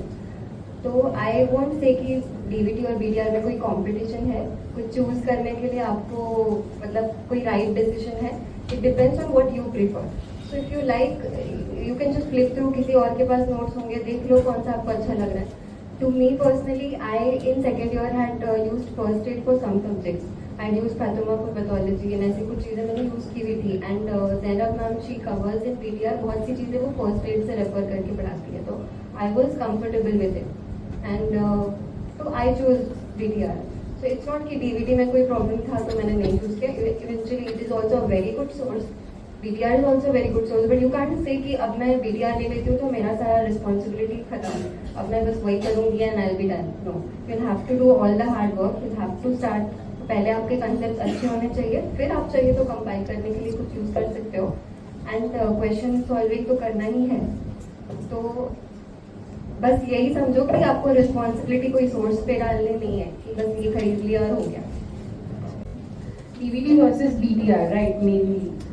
So I am someone who got the luxury of like doing everything because I had ample amount of time. I am a post intern, so I can tell you कि मैंने पहले तो obviously मेरे notes थे which are irreplaceable. You cannot replace your main notes with anything, be it DVD, be it BTR or any other thing that they come up with next. So you cannot replace it with your main notes because your main notes is where your concepts are built, which is important for anything like MCQ solving हो, GT हो, कुछ भी हो. So I am someone who could do DVD also and BTR also because of the time provided to me. You all might not have that luxury and whatever happens. So I will say that DVD and BTR are two completely different things. Okay, DVD is, okay, I'll first say about BTR.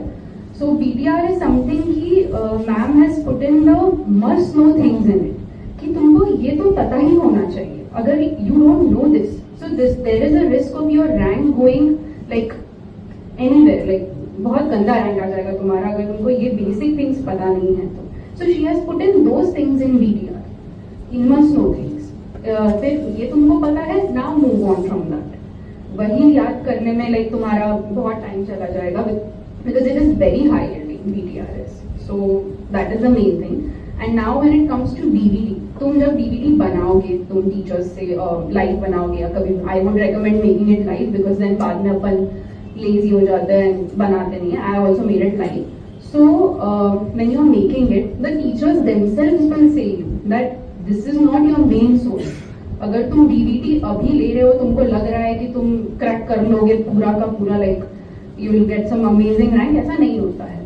वो खुद बोलते हैं that this is a rapid revision. This is not your main source. Now we know that you have made your notes nicely and you have revised it. So now we are taking you a step ahead. So I would recommend कि तुम notes तो replace कर ही नहीं सकते हो, but if you are someone who is starting late, BTR will be a good source. You will get a decent enough rank with BTR, and then you can move to DVD कि हाँ अब मेरा decent enough rank आ रहा है, अब मैं क्या करूँ इसके आगे मेरा रैंक बढ़ाने को. Is that is where DVD comes into play. You can not rely on DVD for like कि हाँ 200 के 200 क्वेश्चंस इसमें से ही आएंगे. यू विल लाइक कितना ही कवर करेंगे ना हम लोग 1000 पेजेस में, because so that is my main thing. I had the luxury of time, so I could do both. I am sure बाकियों को नहीं होगी. So yeah, that is the main difference between DVD and BTR, and now it's your choice कि तुमको क्या करना है. I hope that answered the query. Main bottom line ये है कि DVD and BTR both are mainly something underlying fact ये है कि they boosted your ranks rather than they were the sole ones responsible. Because DVD भी I think December Jan में they released the live thing, right? So by that time they assume कि चल तुम्हारा preparation जा रहा है, now this is the last minute boost. So even BTR is I think supposedly they are all supplements. So choose any one, supplement it with something and then. Being post intern, I also had a decent time to do both DVD as well as BTR. So मैंने FOMO friends बोल रहे थे कि DVD अच्छा है, कुछ बोल रहे थे कि BTR अच्छा है, और मेरे पास टाइम भी था, तो मैंने सोचा कि पहले BTR कर लेते एंड फिर जैन में DVD आया, तो मैंने सोचा कि ठीक है तो DVD भी कर लेते, कितना ही टाइम जाएगा. फिर मैंने ऐसा दोनों ही कर लिया. But after doing both I realize कि यार मैंने मेरे जो मेन नोट्स थे, मतलब जो मैरो के RR है, वो पहले 2-3 बार पढ़ चुके, और अगर मैं अभी शिफ्ट करूंगा तो मेरे लिए वो नया नहीं बोले तो नया सोर्स होगा, and shifting to another source is very dangerous. मतलब आपको जो आता है वो भी अगर आप नए सोर्स से पढ़ रहे हो तो आपको फॉरेन लगेगा, and this might drop your rank. तो अगर आपको आपके नोट्स में पूरा कॉन्फिडेंस है कि after reading this notes I can gate 70 to 80% right, तो आई डोंट थिंक कि BTR और DVD आपको कोई भी करने की जरूरत है अगर आपके नोट्स रेडी है, एंड वो भी विथ इमेजेस. सो ये आपका पर्सनल ओपिनियन है. अगर आपके नोट्स भी है और आपके पास टाइम भी है तो आप कोई भी एक DVD या फिर BTR भी करके अपना रैंक बूस्ट कर सकते हो. मैंने BTR नहीं किया था, but DVD is suppose to be just a end का लाइक ये मेरा प्रिपरेशन वाज ऑलवेज कि पहले नोट्स का रिवीजन होगा 2-3 बार, एंड के 7 days 10 days ओनली DVD, क्योंकि इन रिस्पेक्ट तो आपका वो पढ़ाई हो चुका है. अभी वो लास्ट के 10 days के पहले 15 days आपने वही किया, उतना फ्रेश मेमोरी में रह जाता है. तो एंड का 7 days 10 days to complete the entire DVD, that would technically एक सफिशिएंटली आप एक एंड तक आ जाओगे कि ठीक है भाई, इसके आगे वैसे भी आप क्या ही करते. अगर आप BTR कर रहे हो और आपको अगर DVD के कुछ मतलब ऐसे फ्रेंड का DVD लेकर कुछ करना है, तो आई वुड सजेस्ट कि आप पैथो एक बार DVD से देख लो, बिकॉज पैथो के जो इमेजेस वगैरह है सिस्टमिक वो बहुत अच्छे हैं, एंड एक बार PSM भी पढ़ सकते हो तो पढ़ लो, बिकॉज सर ने बहुत क्रिस्प करके DVD में PSM दिया. और जहाँ तक एनेस्थीसिया वगैरह की बात है तो मैंने एनेस्थीसिया सिर्फ DVD से किया था. 15 to 20 पेजेस में पूरा एनेस्थीसिया कवर होता है, और मेरे एनेस्थीसिया के सब क्वेश्चंस करेक्ट है, मतलब 4 to 5 क्वेश्चंस आते हैं, एंड यू कांट छोड़ नहीं सकते आप एनेस्थीसिया. मतलब जो शॉर्ट सब्जेक्ट्स है साइकेट्री एनेस्थीसिया वगैरह वो आप लीव नहीं कर सकते, because they are your rank booster subjects. So आप वो DVD से या फिर BTR से कर सकते हो. Psych anaesthesia and derma, I think मैंने भी लाइक ये 3 सब्जेक्ट्स ऐसे ही छोड़ दिया था. लाइक वो मैंने DVD से ही किया था, क्योंकि टाइम नहीं है, 19 सब्जेक्ट करने का टाइम नहीं है. मान लो इंटर्न्स हो तो नहीं है टाइम, तो लाइक तो फिर 19 सब्जेक्ट कम किया जा सकता है, 16 सब्जेक्ट किया जा सकता है, 3 सब्जेक्ट डर्मा तक जो था पता नहीं.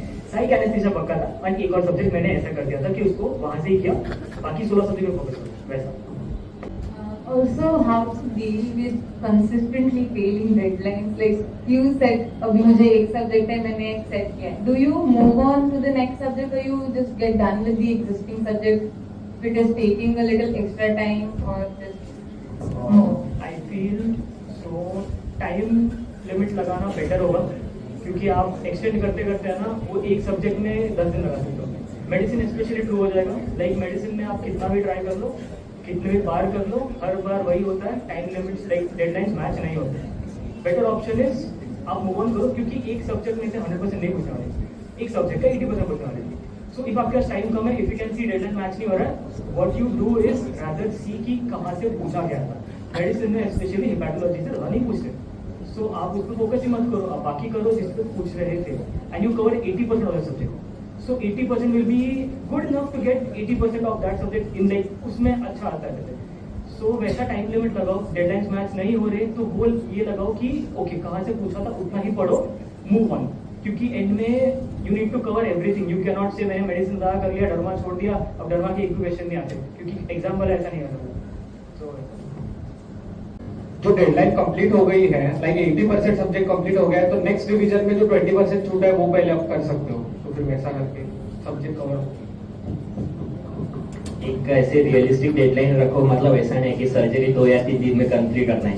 जो सब्जेक्ट को 10 दिन लगते हैं उस सब्जेक्ट को 10 दिन लगते हैं। अगर आपका सर्जरी 10 दिन हो गया, फिर भी आपका अगर 20-30% बाकी है, तो वो छोड़ दो और मूव टू नेक्स्ट सब्जेक्ट। और आप जब सेकंड रिवीजन में आओगे तो पहले जो 20-30% सब्जेक्ट बचा हुआ है वो पहले कर लो, एंड देन वो जो है रिवाइज कर सकते हो। जैसे इंटर्नशिप का है तो आप मैनेज कैसे करोगे? तो मैंने तो ऐसा किया था, जैसे मेरे कुछ सब्जेक्ट बहुत स्ट्रांग थे। जैसे मैं फाइनल ईयर में सर्जरी ओबीजीवाई स्ट्रांग था, थर्ड ईयर के भी मेरा ईएनटी वगैरह स्ट्रांग था। तो आप डेडलाइन भी आप जो कर रहे हो ना उसको ऐसा बनाओ, जैसे आप अभी हमारे टाइम पे शताब्दी ओबीजीवाई हेक्टिक पोस्टिंग थे, वो नवंबर-दिसंबर के पास आए थे। तो आपको थोड़ा स्मार्टली करना पड़ेगा। जैसे आप शताब्दी ओबीजीवाई में इतना टाइम नहीं दे पाओगे, आप पहले एग्जॉस्ट हो जाओगे। तो आप ऐसा सब्जेक्ट लो कि जिसको आप मिनिमल रिवीजन लगे उसको, और आप अगर वो पोस्टिंग में आपने 3-4 सब्जेक्ट जो आपके स्ट्रॉन्ग है ना वो एक बार पढ़ के भी निकाल लेना, तो आपको लगेगा आपने टाइम भी यूटिलाइज किया है और आपको प्रेशर भी नहीं आएगा। तो थोड़ा स्मार्टली ऐसे डेडलाइन बनाओ कि आपको कौन से पोस्टिंग में, अगर हेक्टिक पोस्टिंग है तो आप ऐसे सब्जेक्ट लोगे उसको मिनिमल रिवीजन लगे, थोड़ा आप एग्जॉस्ट भी हो तो आप थोड़ा कम उसमें दिमाग लगा के भी आप रिवाइज कर पाओ। तो आपको थोड़ा स्मार्टली इंटर्नशिप के साथ करना पड़ेगा, तो हो जाएगा। Custom module versus Q bank, मतलब प्रेफर कौन सा करना है? अब डिपेंड्स, सबका अलग अलग रहता है। अब जैसे मुझे स्पेसिफिक इतना एक टॉपिक पे मैं उसके 20 क्वेश्चन करूँ, मुझे पसंद नहीं आता था इन जनरल।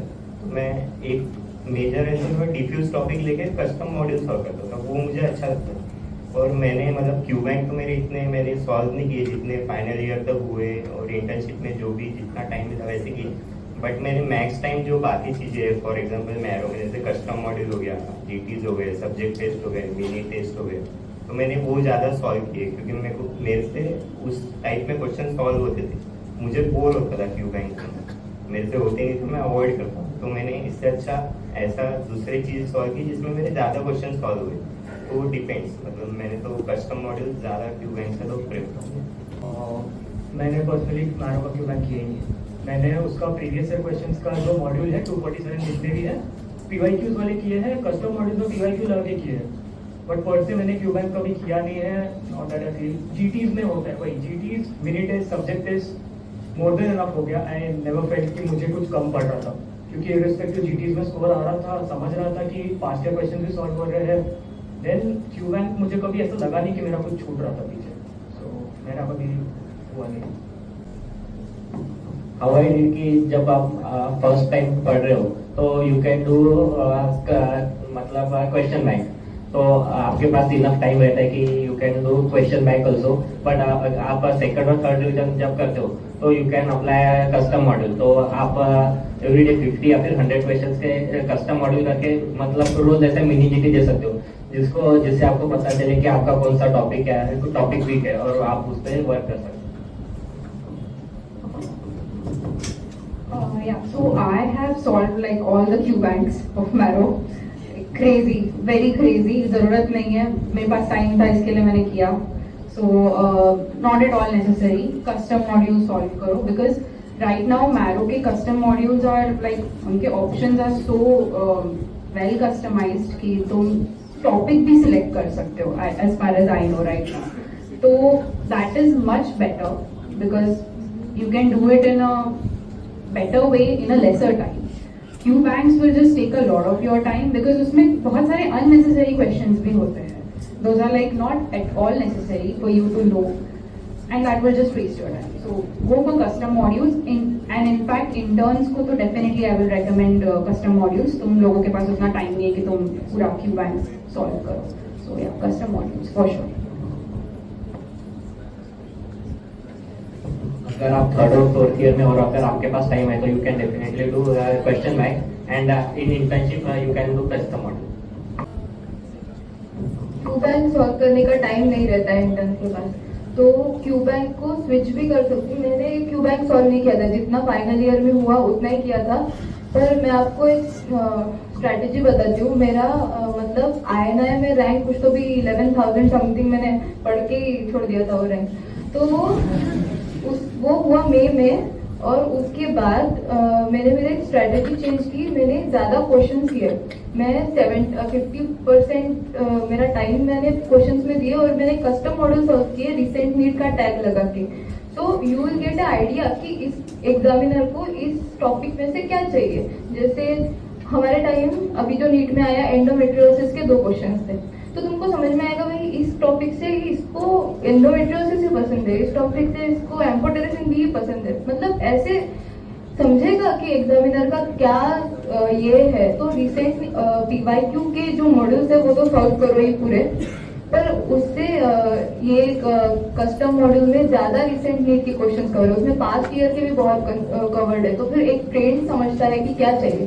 जैसे इस बार का क्वेश्चन पेपर कुछ अलग ही था, इतने लॉन्ग सेम क्वेश्चन, उसमें से आंसर इतने बड़े बड़े, पढ़ते से ही टाइम खत्म हो रहा था। तो उसमें एक आइडिया आ रहा था मुझे, मेरे हिसाब से तो कि इसमें ये आंसर होगा, उसमें ये आंसर होगा, प्रीवियस ईयर के हिसाब से ये ज्यादा इंपॉर्टेंट है, इसको टिक करके देखते। तो नहीं ये इट रियली हेल्प्स। मेरा रैंक 11,000 से मेरे को लगता है उसी की वजह से आया, क्योंकि मैंने कस्टम मॉडल का सीरियसली बहुत ज्यादा यूज किया है रिसेंट नीट का टैग लगा के। तो तुम जो मैंने उतने महीने में किया तुम लोग अभी से कर सकते हो, तुम्हारा रैंक अभी से GT में बढ़ा सकते हो। तो तुम लोग उसको मैनेज करना पड़ेगा, थ्योरी के टाइम को और क्वेश्चंस के टाइम को। क्वेश्चंस बहुत ज्यादा इंपॉर्टेंट है करने के लिए। जैसे क्यू बैंक भी करना है ना तो थोड़ा स्मार्टली करो। मैं एक एग्जांपल दे रहा हूँ, जैसे बायोकेम का विटामिन जैसा टॉपिक है ना, जिसपे से आती है 4 to 5 क्वेश्चन, तो आप विटामिन के 4-5 मॉड्यूल से वो पूरे कर लो। ऐसे कुछ स्पेसिफिक हॉट टॉपिक है जिसपे तो क्वेश्चन आना ही, तो उसको आप डीप में चले जाओ, उसको परफेक्ट कर लो। जैसे vitamin one of the example है, glycogen storage one of the example है, तो आप उसके ऐसे स्मार्टली थोड़ा चूज करके आप उसको कर लो। तो वैसा भी आप क्यू बैंक सॉल्व कर सकते हो, जो आपको इम्पोर्टेंट लगता है मुझे करना चाहिए, तो उस हिसाब से आप कर पर्सनलाइज होता है, but what is the tentative time? क्योंकि अभी स्टार्टिंग में हम लोग बहुत ज्यादा ही क्यूरियस है, तो tentative timing of your first reading, second reading, third reading, चलो सपोज अज्यूम करो अगर मेरा रैंक अच्छा नहीं आता और मैं रिपीट करता था, सो मतलब मैंने जो पूरा प्रीवियस 1 साल गया तो उस बेसिस पे मैं बता रहा हूँ अगर मैं करता था तो कैसे करता।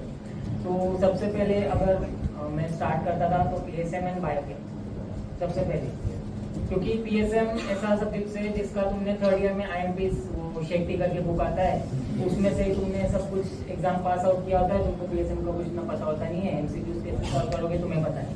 एंड बायोकेम भी फर्स्ट ईयर का ऐसा सब्जेक्ट है, सब एनएट फिजियो पढ़ते हैं, बायोकेम किसी का कुछ इतना अच्छा होता नहीं है। सो अगर स्टार्ट करना होता तो सबसे पहले मैं PSM एंड बायोकेम, देन उसके बाद final year subjects.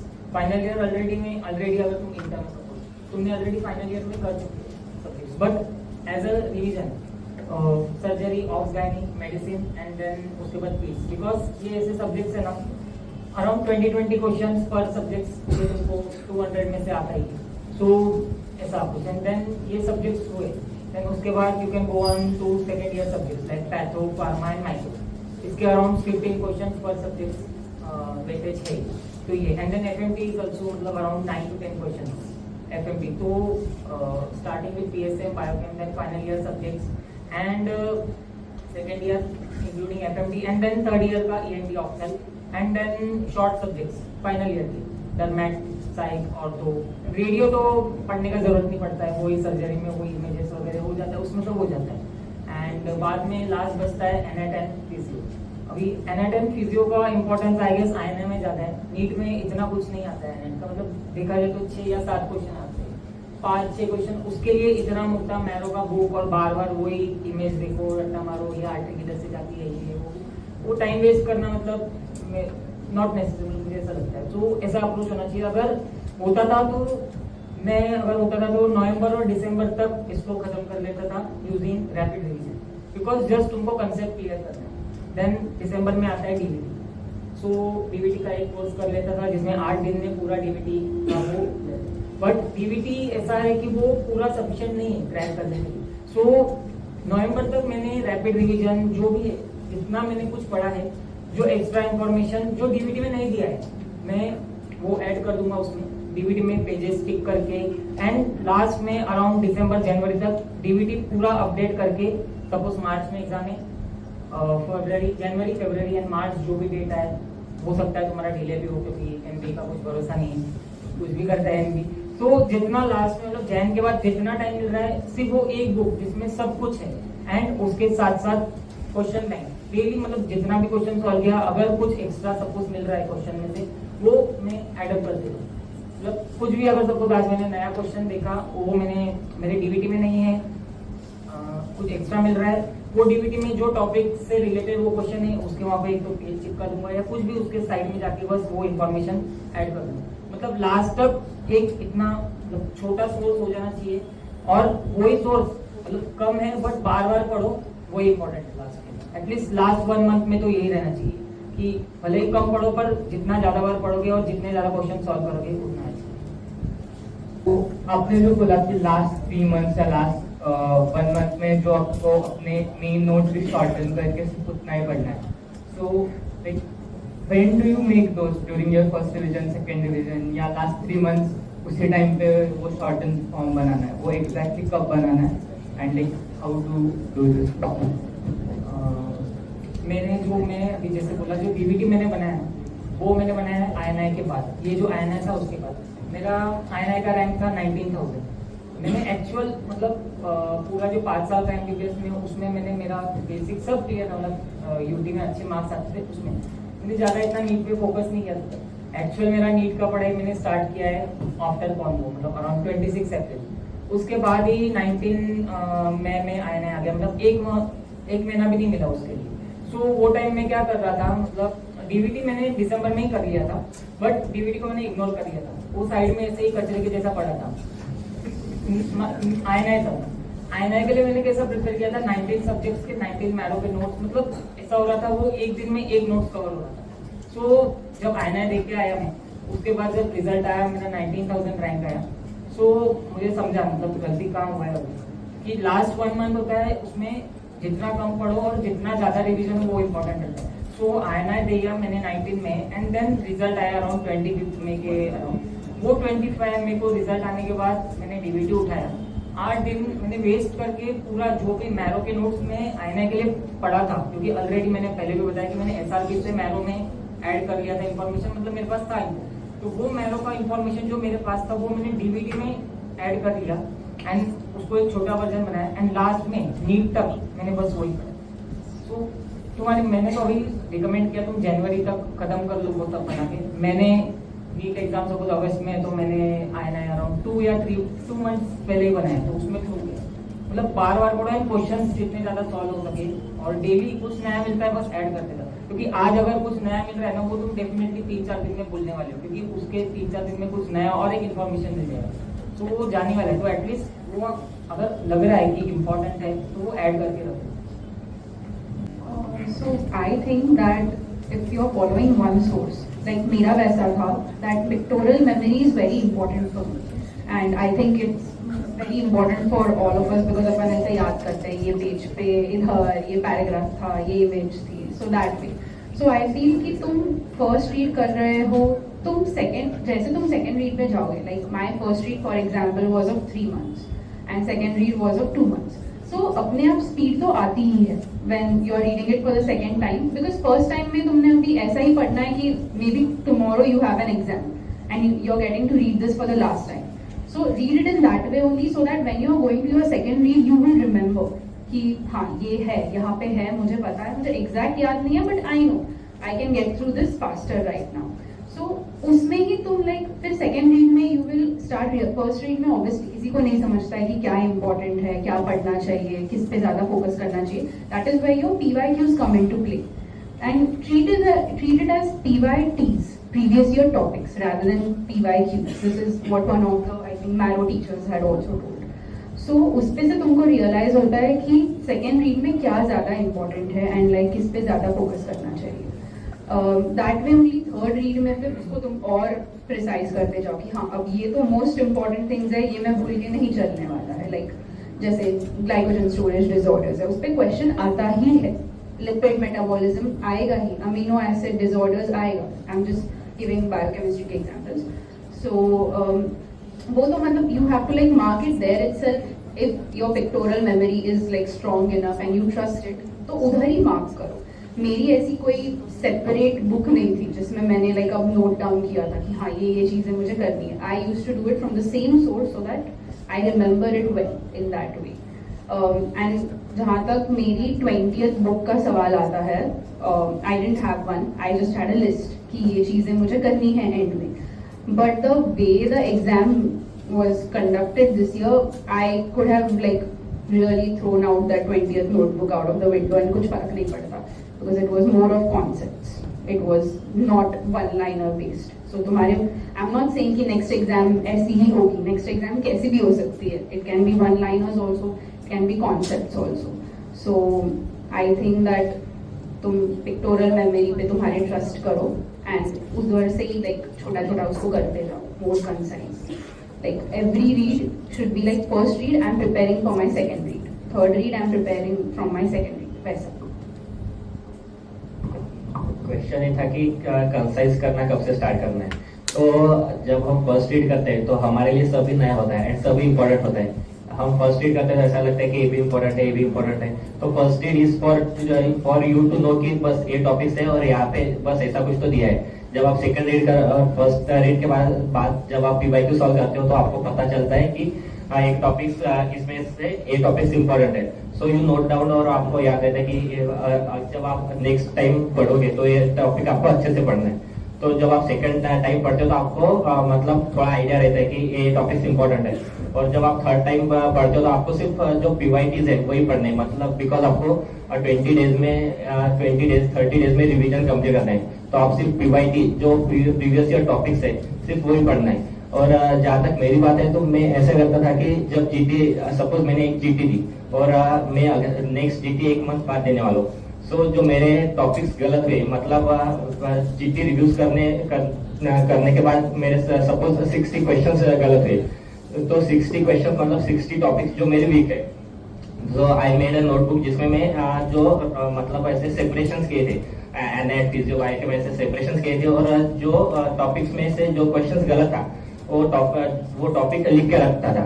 And after that हर रोज मतलब जो मेरे वीकेस्ट 5 सब्जेक्ट्स थे वो हर रोज एक या फिर 2 घंटे वो टॉपिक्स पढ़ता था सिर्फ,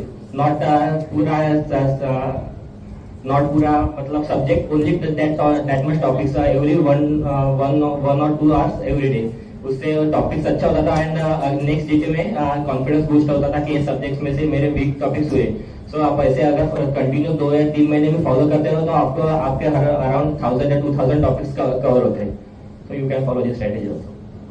कोई भी सब्जेक्ट पूरा पढ़ा उसके बाद लगे TAT कोई भी दे, TAT दे या फिर सब्जेक्ट वाइज टेस्ट मैरो में से का सब्जेक्ट होने के बाद वो टेस्ट देगा तो समझ में आता है कि उस टॉपिक में जो तुम बोल रहे हो कि कंसाइज कैसे कर रहे हो और इसमें से क्या इम्पोर्टेंट है.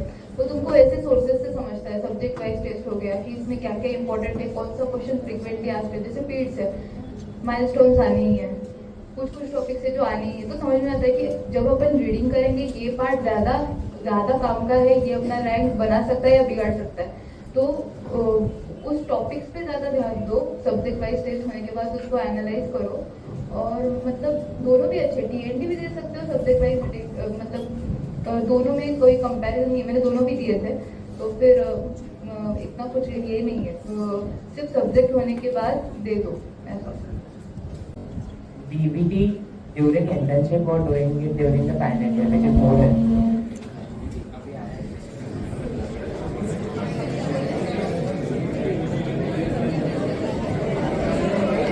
during final year or during internship, which is more than. See, DBT करना चाहिए final year मतलब internship के end में towards preparation. But if you want a trick, what I did was I am very thankful to some juniors of mine, name is Ankit Chalo and I think Kiran. Because मैं final year वाले का DBT देखे मैंने किया. बस final year वाले का DBT ले सकते हो, डू इट ऑन इंटर्नशिप.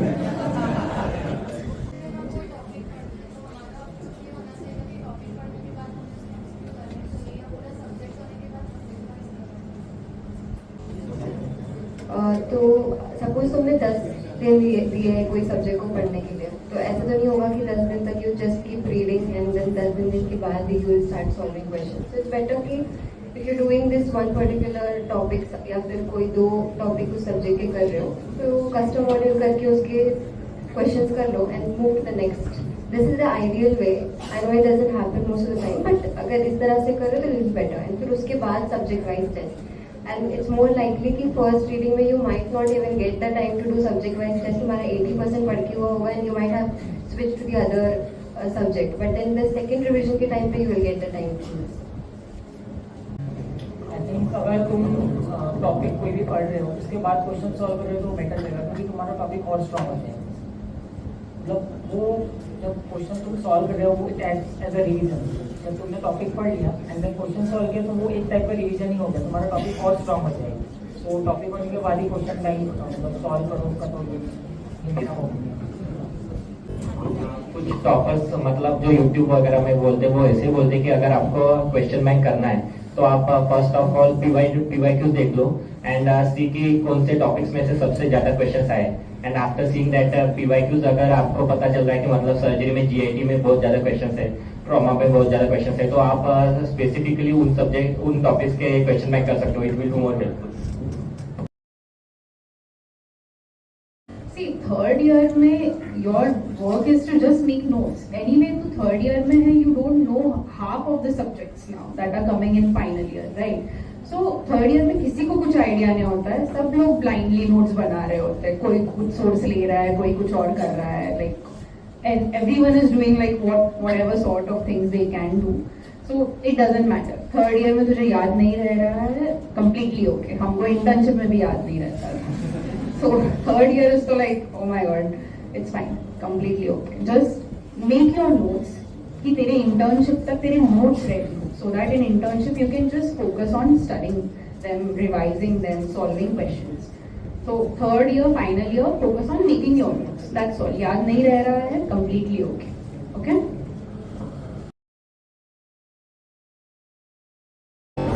मैंने मैरो के रैपिड रिवीजन से किए हैं एंड उससे 90% क्वेश्चन सॉल्व होते हैं एंड बहुत कंसाइज है. 80 to 90 पेजेस है.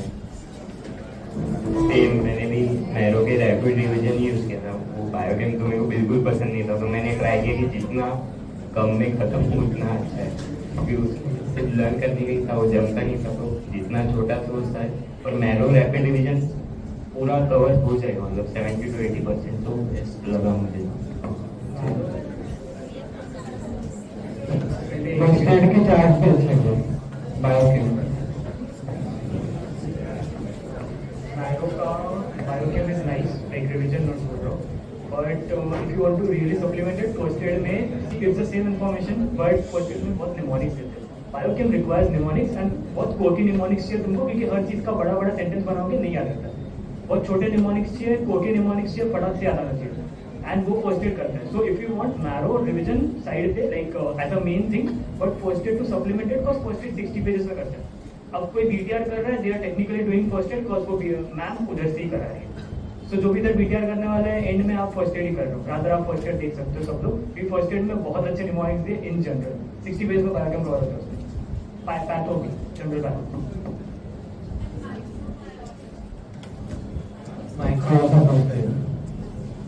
Yeah, about biochem. So, yeah, biochem के बहुत like as Sahil also said, काफी niche questions होते हैं. Like they will ask the same things. It's not going to change. So उसमें ज़्यादा actually कुछ concept जैसा नहीं है. It's very much रट्टा.